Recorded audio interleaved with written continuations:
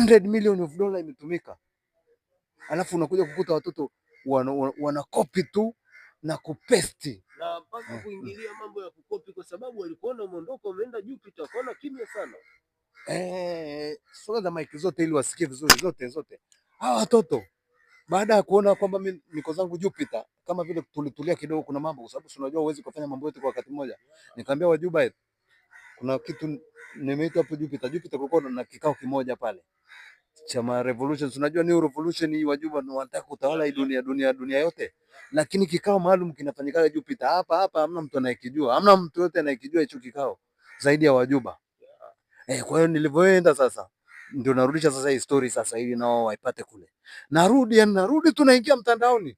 Nakuta kuna watoto wako huko sio wanapiga kampeni, wamevaa yetu ili waonekane kwenye kampeni kwamba